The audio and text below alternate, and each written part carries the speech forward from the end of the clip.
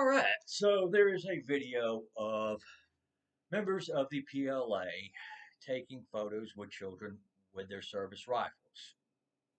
Now, in this video, you can see these members of the PLA using their non-firing hand to cover the muzzle of their service rifles.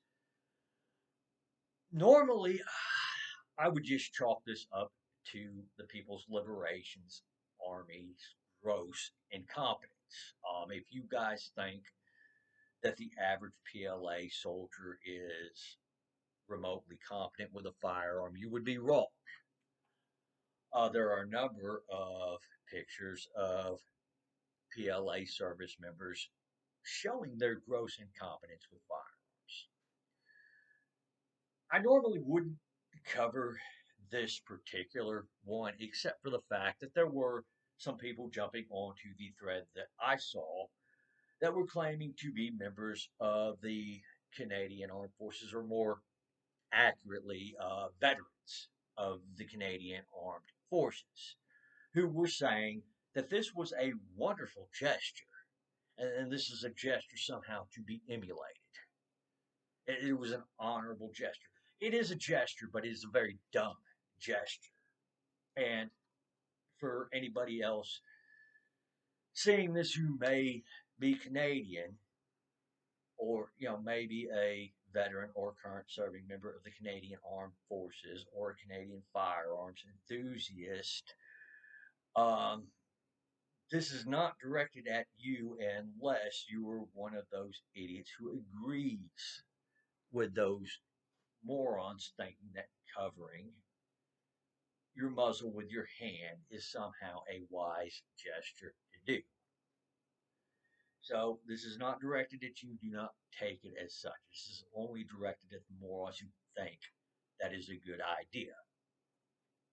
So let's go over what was right and what was wrong about what these PLA service members did. First, we'll start with what's right.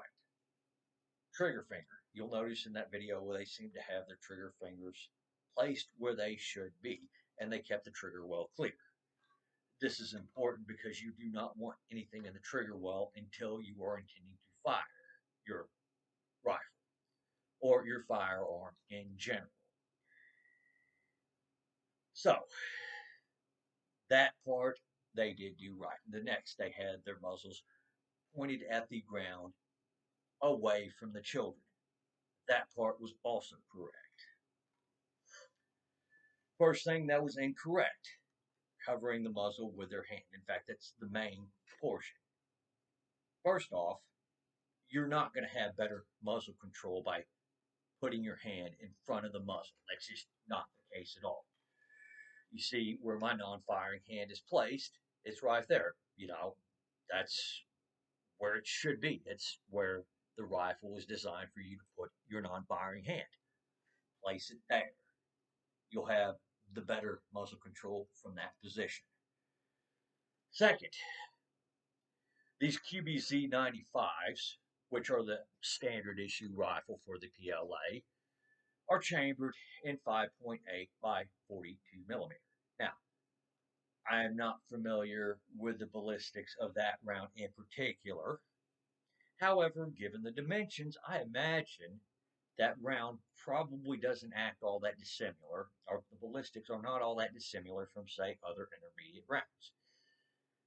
This means your hand is not going to stop that projectile should it be negligently discharged.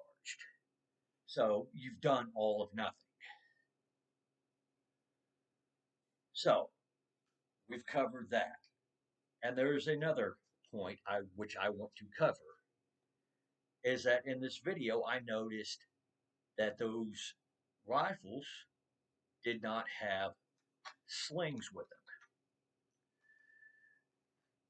I don't know why this is, but apparently the PLA has not figured out something that anybody with half a brain in the industry and the service would have figured out.